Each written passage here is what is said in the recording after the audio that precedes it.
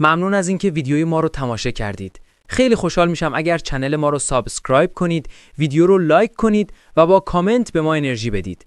دوستتون دارم.